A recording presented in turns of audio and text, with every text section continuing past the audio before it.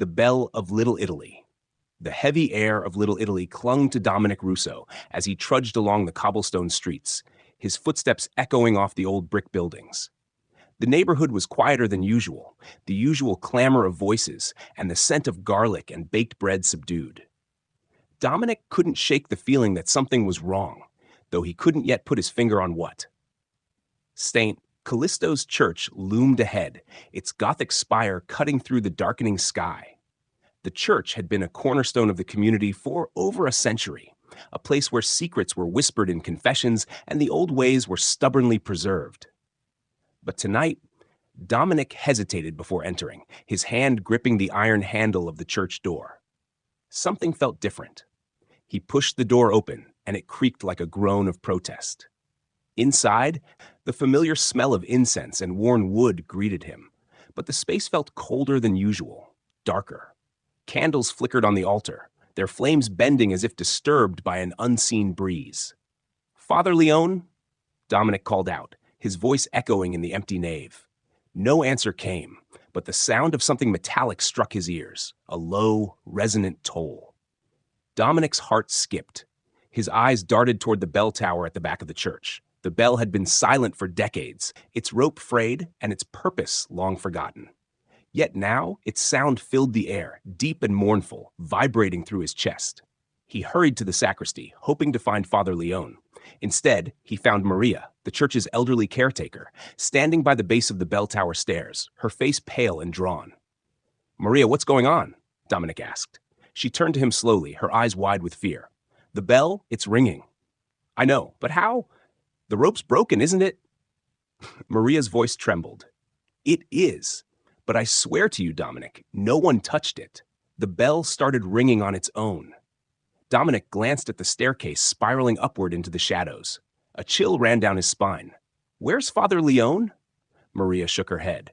"I haven't seen him since last night. He was in the bell tower, inspecting something." The bell tolled again, louder this time, and Dominic felt a strange pressure in his chest, as though the sound itself was pushing against him. "Stay here," he said, his voice firm despite the knot of fear tightening in his stomach. He began climbing the stairs, the old wood creaking under his weight. The air grew colder as he ascended, and the sound of the bell grew deafening.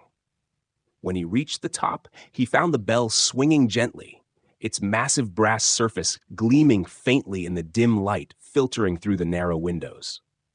There was no wind, no mechanism to explain its motion. But that wasn't the most disturbing sight. Near the edge of the bell tower, Father Leone lay sprawled on the floor, his eyes staring blankly at the ceiling. Dominic rushed to him, checking for a pulse, but the priest's skin was icy, his chest still. He was dead. Dominic staggered back, his heart pounding.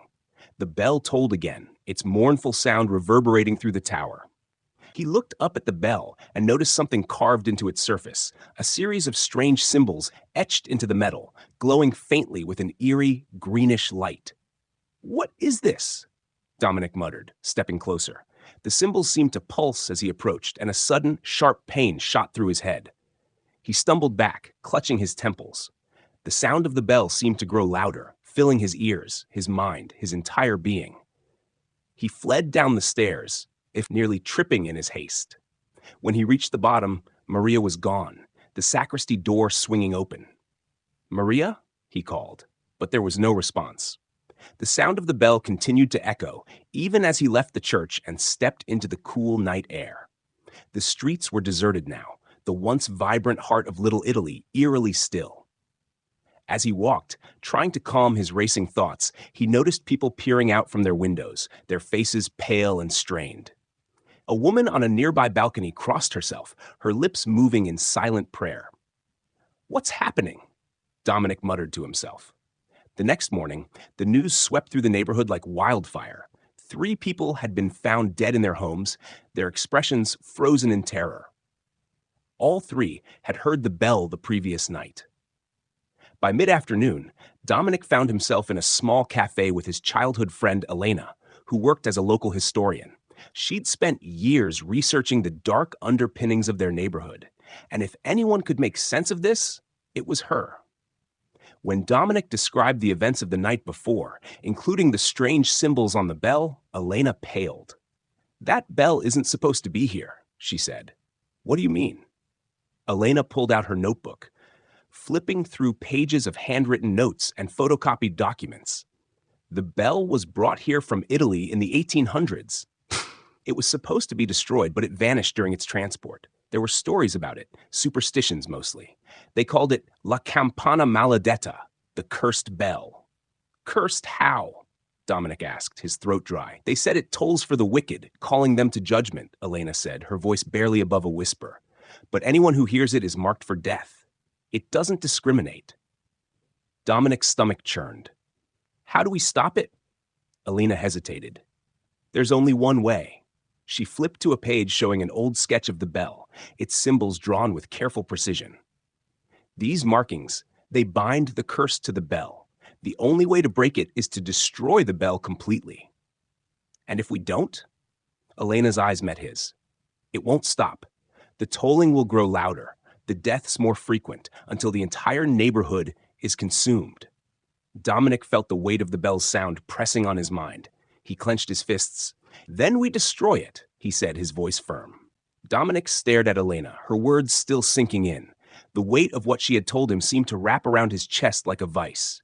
The cursed bell, La Campana Maledetta, was not just a relic of dark folklore. It was real, and now it was here in Little Italy, threatening everyone who heard its haunting toll. Elena leaned closer, lowering her voice. "If you're serious about destroying it, you'll need to move quickly. The longer it stays active, the harder it will be to stop. The stories say the bell grows stronger with each toll, feeding on the souls it claims." Dominic's pulse quickened. "How do we destroy something like that? It's solid metal." "There's a ritual," Elena said, flipping through her notebook. Her fingers paused on a page covered in Latin text. This was recorded in an old journal from a priest who dealt with a similar artifact centuries ago. He describes a purification rite, fire, salt, and sacred prayers, but it can only be performed at midnight, under a full moon. Dominic rubbed his face in frustration. "Midnight? That's in less than 12 hours. And I'm assuming this isn't something we can do in the church without being noticed." Elena shook her head. "We'll need to get the bell out of St. Callisto's." "But that's not the hardest part." "Of course it's not," Dominic muttered. "What else?" "The ritual requires 3 things: holy water, blessed salt, and," she hesitated, "the blood of someone who has heard the bell's toll." Dominic froze. "You mean me," she nodded. "The curse has already touched you. The ritual won't work without it. You're connected to the bell now, whether you want to be or not." For a moment, Dominic wanted to walk away, to let someone else deal with the nightmare that had landed in his lap. But the image of Father Leone's lifeless body haunted him, and the thought of more people dying, their faces frozen in terror, steeled his resolve. "Fine," he said finally. "Tell me what I need to do." The afternoon passed in a blur of preparation. Elena gathered supplies from her contacts in the local historical and religious communities. An old vial of holy water from a retired nun, coarse salt, blessed by a neighborhood priest, and an ancient prayer book with frayed edges. Dominic secured a crowbar and a few tools to deal with the bell itself. As night fell, they met at St. Callisto's, the church standing eerily silent under the pale light of the full moon. Maria, the caretaker, had agreed to keep the doors unlocked, though she refused to step inside. Dominic and Elena entered the church cautiously. The air was heavy, the silence punctuated only by the faint creaks of the old building. The bell had not tolled since the previous night, but its presence was palpable, like a living entity waiting to strike. They reached the base of the bell tower. Dominic looked at Elena. "Stay here. I'll bring it down." She grabbed his arm, her expression fierce. "Be careful, and don't look directly at the symbols for too long. They have a way of getting inside your head." Dominic nodded and began climbing the stairs. Each step felt like a march towards something unspeakable. The air grew colder as he ascended, and by the time he reached the top, his breath fogged in the dim light. The bell hung in the center of the tower, its brass surface gleaming faintly. The symbols etched into it glowed with an unnatural green light, pulsing slowly like a heartbeat. Dominic could almost hear a faint whispering, a low murmur that seemed to seep into his thoughts. He shook his head, forcing himself to focus. Using the crowbar, he began loosening the bolts that held the bell in place. The task was slow and grueling, the metal groaning with each shift.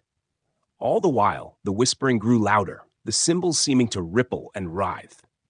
"Come on," Dominic muttered, his hands slick with sweat. Finally, with a deafening creak, the bell came free. It swayed precariously before crashing onto the wooden platform, the impact sending a shockwave through the tower. Dominic flinched as the bell let out a deep, resonant toll that seemed to pierce through his very soul. His vision blurred, and for a moment he saw something. Figures shrouded in darkness, their faces hidden but their eyes glowing with an unnatural light.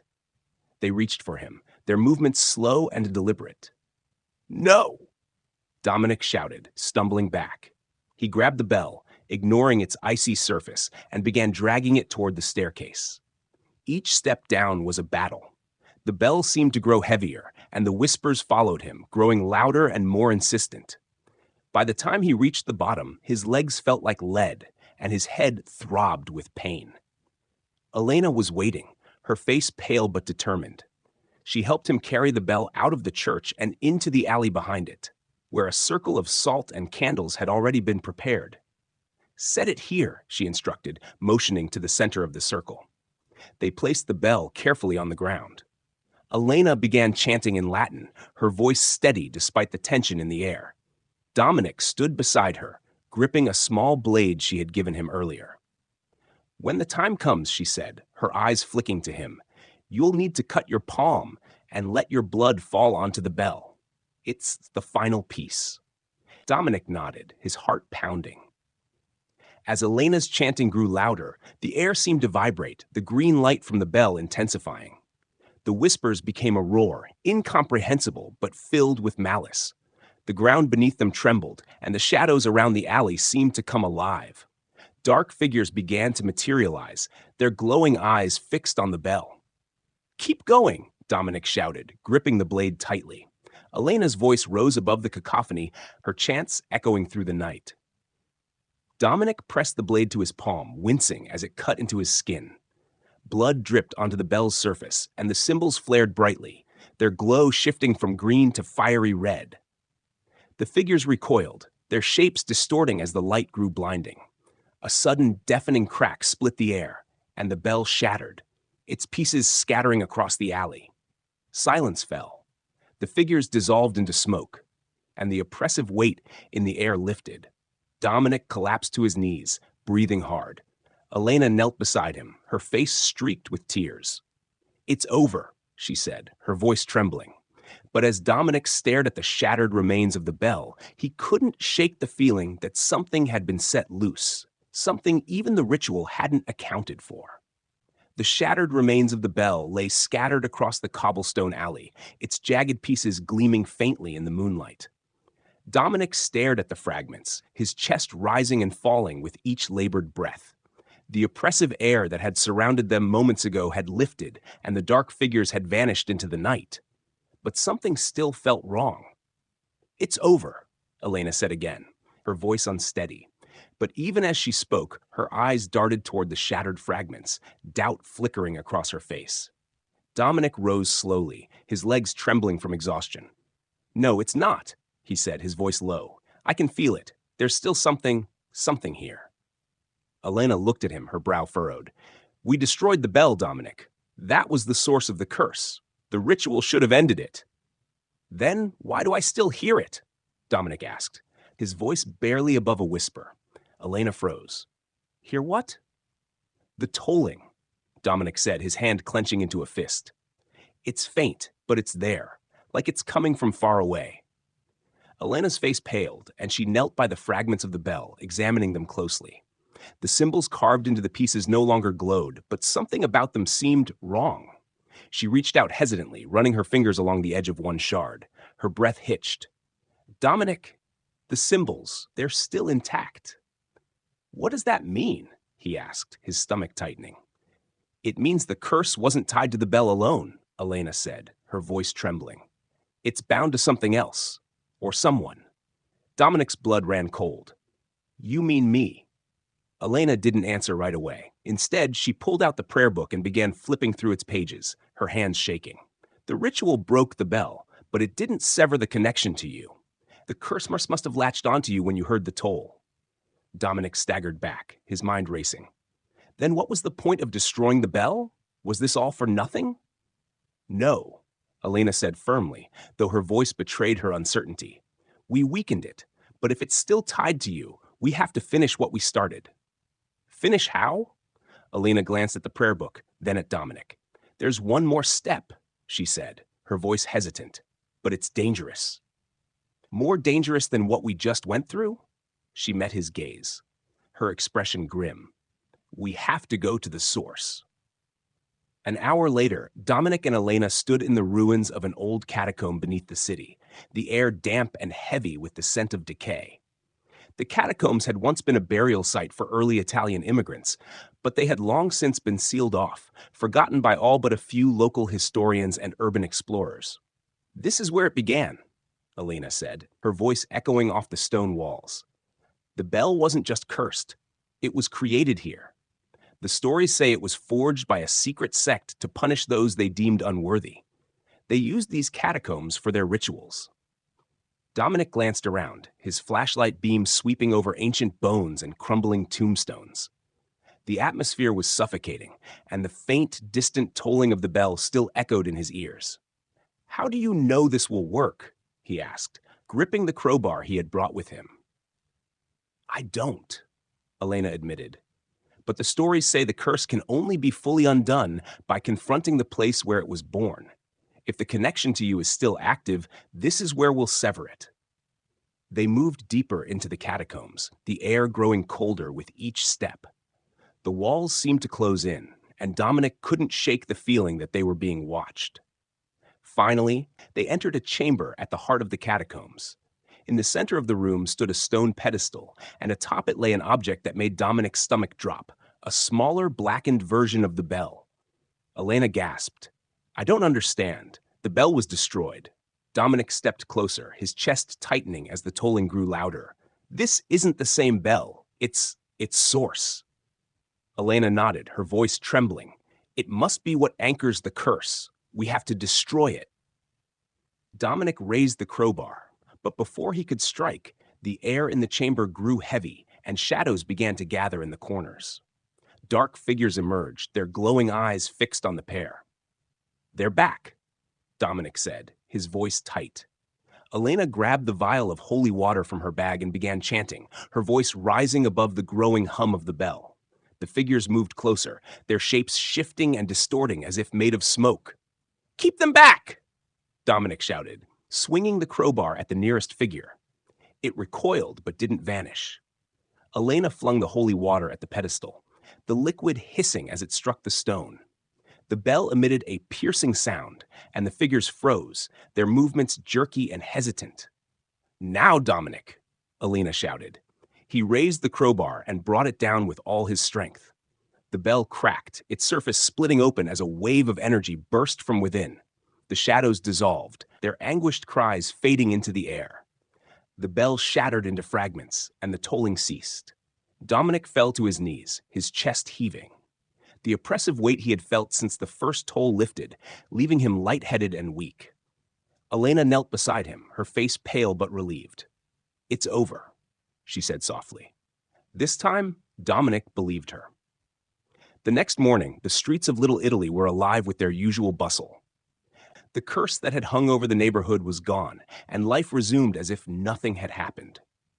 Dominic stood outside St. Callisto's, watching as the morning light bathed the old church in warmth. He felt a sense of peace he hadn't known in days, though a faint ache lingered in his chest, a reminder of what had been lost. Elena joined him, her bag slung over her shoulder. You did it, she said. The curse is broken. Dominic nodded, but his gaze lingered on the horizon. We did it, he said, but I can't help wondering, what else is out there? Elena smiled faintly. Maybe we don't want to know. As they walked away from the church, the morning bell tolled, not cursed, but alive with the promise of a new day. The end.